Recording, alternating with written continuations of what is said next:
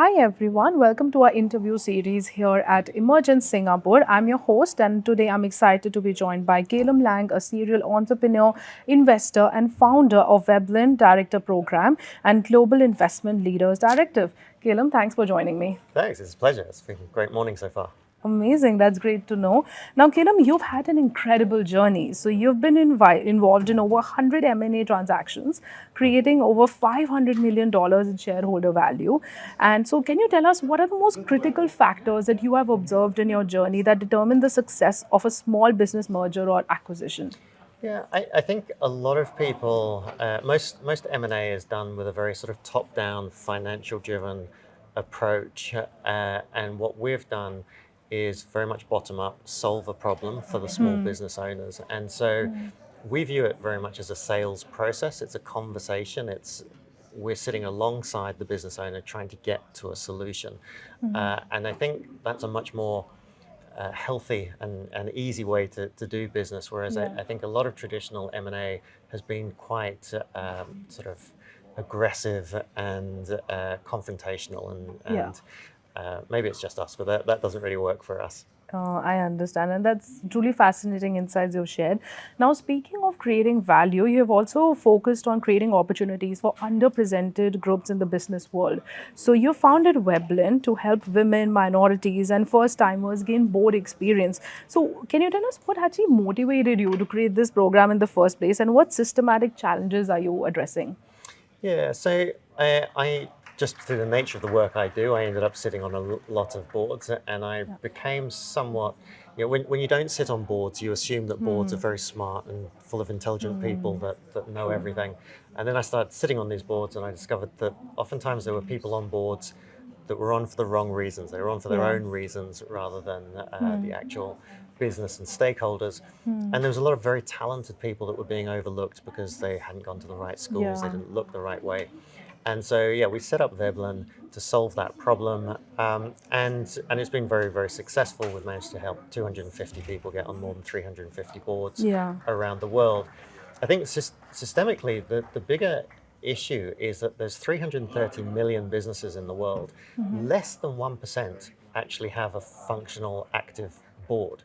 So most companies just think a board is something that they do later when they're bigger. Correct. And boards, when they're done right, can be incredibly beneficial to companies. And so we work with a lot of small businesses to build their first board for them, which gives people experience and it helps the company to grow.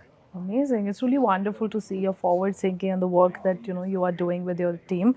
Now, can you tell us in your experience how has the investment landscape for small businesses evolved over the past decade, particularly in the Asian market? Yeah, look, it's a very dynamic. In some ways, it's very dynamic. In other ways, it's still lagging behind. I think that the biggest thing for small businesses is the number of options have changed. I mean, if you go back sort of 20, 30 years ago, going public was really the option to get money into the business.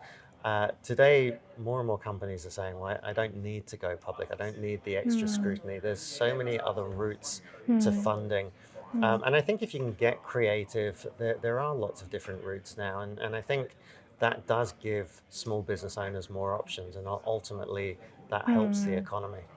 Right, absolutely. And that's an excellent perspective on the evolution that we have seen so far as well. Now, Caleb, for our audience of investors who are looking at opportunities in this space, what red flags should they look at when they are considering investment in small businesses, and what are the most promising indicators of potential success? Yeah, so there's a lot of red flags as a small business, unfortunately. Look, the non-negotiable for us is if there's ever any deceit or Yeah.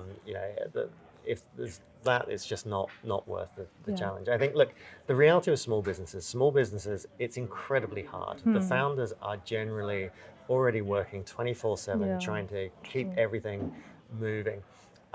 There's a lot of luck on whether something's going to survive or thrive or fail. So our kind of view is make sure you're at least in a rising industry. Yeah. Because rising industries, even bad companies can do well in a rising industry. And so that's sort of the approach that we take. But of course, there's tons of examples of companies that have thrived even outside of those rising industries as well. So generally, when you find, like, I was speaking today about the power of ecosystems, and we've been doing this for 10 years. We have a very strong ecosystem around us now, and with that comes trusted partners. Yeah. And so when you have, you can, everything gets quicker and quicker when you have trusted partners around you, because you know who can do and who will Correct. deliver what. Yeah. And so I think the same sort of applies with small businesses.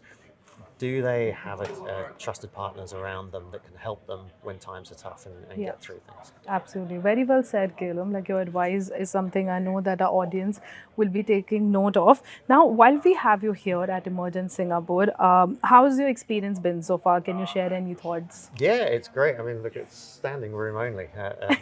So here people are queuing up to get into the room. And I've just had a quick look through the people that are here. Amazing audience. I'm really looking forward to.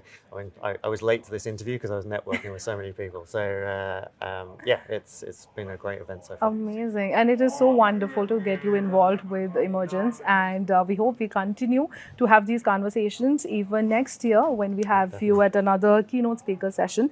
Now, Kilam, your insights have truly been valuable. To our audience, thank you so much for tuning in to our series of interviews. Thank you so much for watching. I'm your host, and I'll see you in our next conversation. Thank you.